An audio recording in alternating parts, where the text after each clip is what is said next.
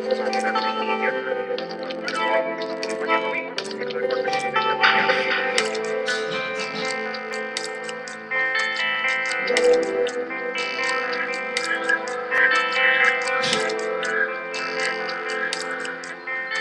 to the world beyond belief. Our held beliefs are the only things that limit what's possible. Conversely, beliefs are the very things which allow us to expand our possibilities. It's the premise of these podcasts that by examining our beliefs and seeing them for what they are, they're simply beliefs, it's possible for us to change our lives for the better. So the purpose of the world beyond belief is to examine beliefs, not to prove them right or wrong, but to look at their effects on your individual life and also on our collective consciousness. Hello, welcome to the world beyond belief. My name is Paul Marco, and I'll be your host for this hour-long podcast.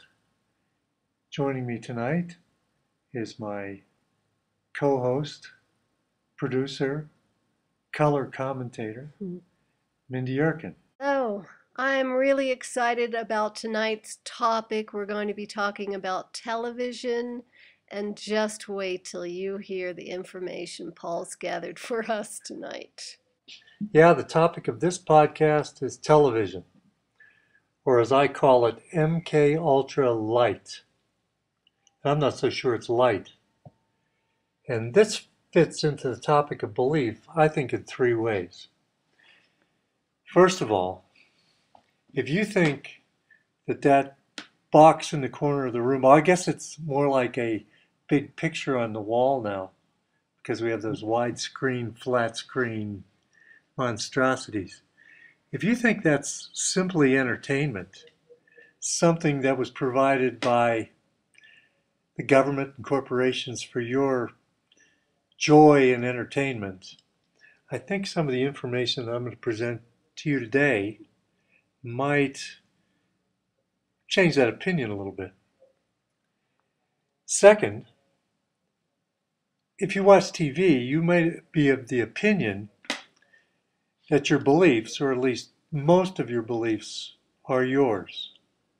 I think after you hear some of the information I'm going to present to you and we're going to talk about tonight, I think you'll realize that I think a lot of your beliefs are being given to you, and they're being given to you in the most insidious, underhanded way.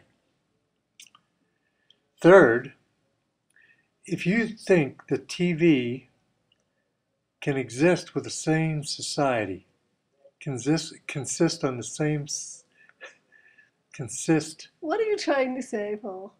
I'm trying to say that if you think that TV can exist in a sane world the way it is, I think that some of the information that I'm going to present today might change your opinion. I may be wrong, and you certainly have the opinion. You certainly have the choice to have the belief that TV is a wonderful thing, it's beneficial, and actually, quite frankly, 10 or 15 years ago, I had that same idea. But now, since I know a little bit more about how TV works and how they work TV, I'm of a different opinion. I have a different belief about TVs. Well, wait a minute. I don't quite understand what you mean by if you think TV can exist in a sane world the way it is.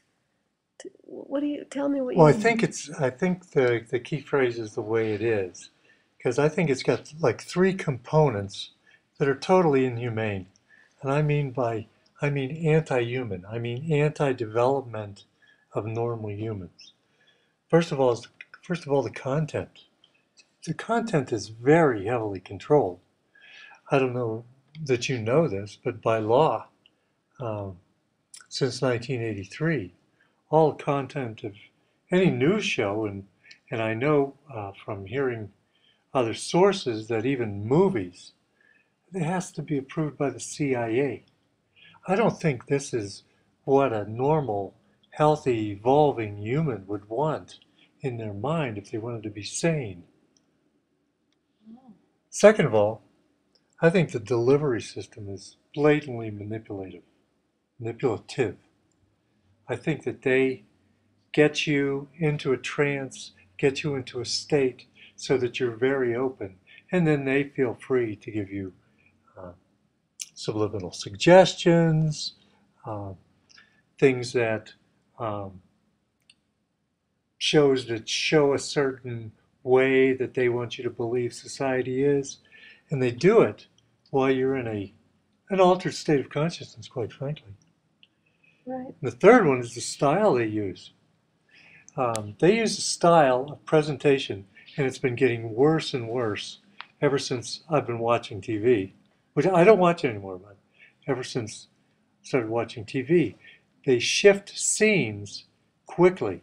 I mean, if you watch something that was made in the 40s or 50s, when they change scenes, I mean, you can watch for 2 or 3 or 4 or 5 seconds before they show you another camera angle or switch scenes. Now it's parts of seconds, and they change it from one to the other and to the other.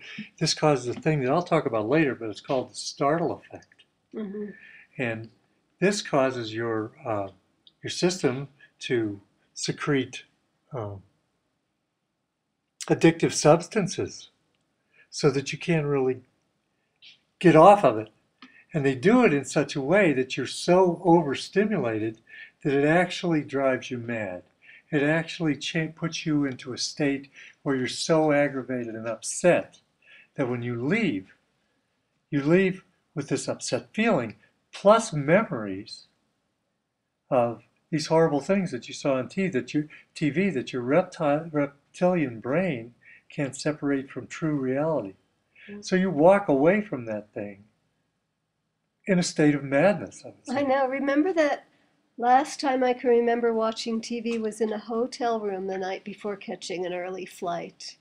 And we put the TV on, and I remember you flipping through the channels on your third or fourth go around trying to find anything that might stimulate your curiosity to the point where you couldn't stop, and I had to grab the remote from your hand. That's exactly right. And when we turned it off, it was like, a sigh of relief because we were unplugged from that. Well, yeah. Well, we're not used to that kind of stimulation, but no, you're right on.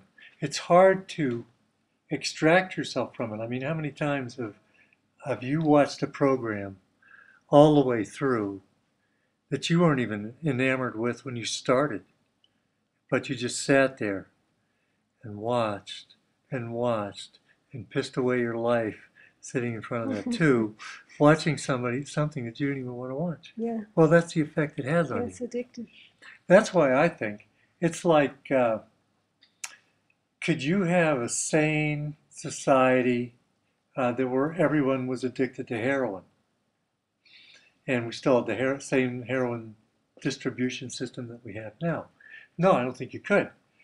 This monster on the side of the wall is an addictive drug. And it's not just an addictive drug that has you hallucinating and drop to the floor. It's a hallucinative drug that fills you with nonsense and makes you crazy. That's why I say that it's mutually exclusive. You really can't have a sane society and people watching TV. That explains that.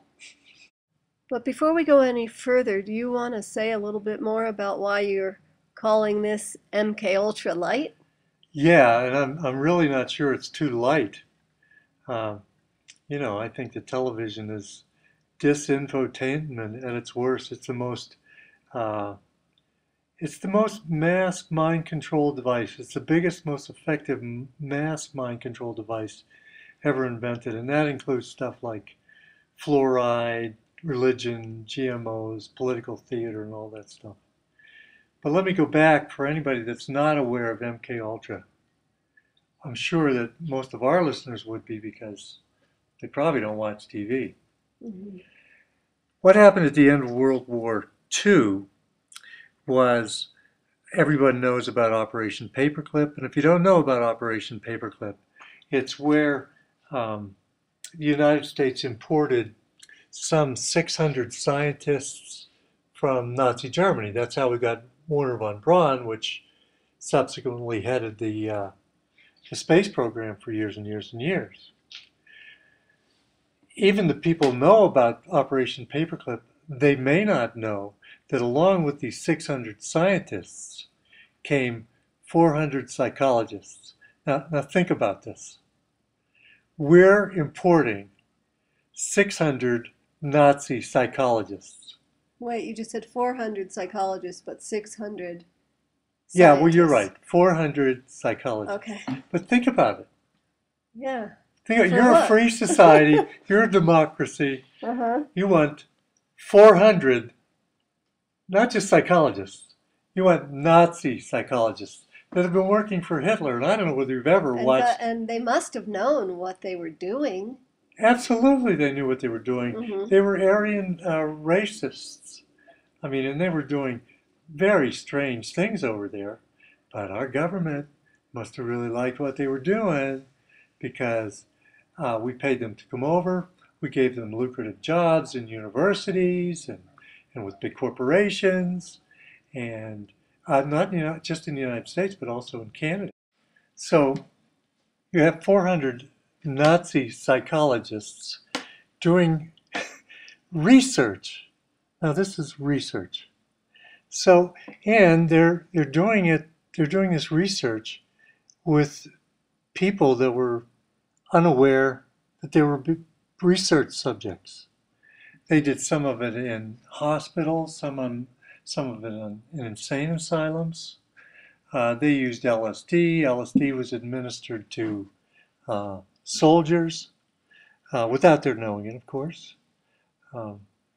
And they used electroshock therapy. They wanted to see if they could totally erase the person from in there.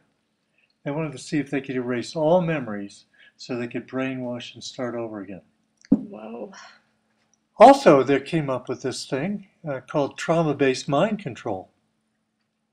This is where you take a subject. It's best if you take them very young. And you take the subject and you expose them to trauma. Like one child watching another child be eaten by a snake. Something that just is so horrifying that a normal human couldn't even imagine it. What that happens is it causes the brain to dissociate and break off into another character. And if they do it again, it breaks off into another character. So that when this person is approaching any life situation, if something upsets them, they can just switch to another personality. I've heard super soldiers, I think you have too, say that they had no fear anymore because, of course, they'd switched to another personality. And I call TV MK Ultralight because I think they use trauma-based mind control to extract effects to influence people and start them acting in ways that human beings wouldn't normally act.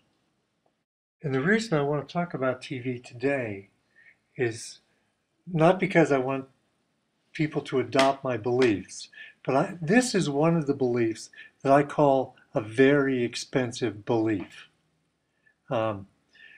Because first of all, there's believing that TV is benign.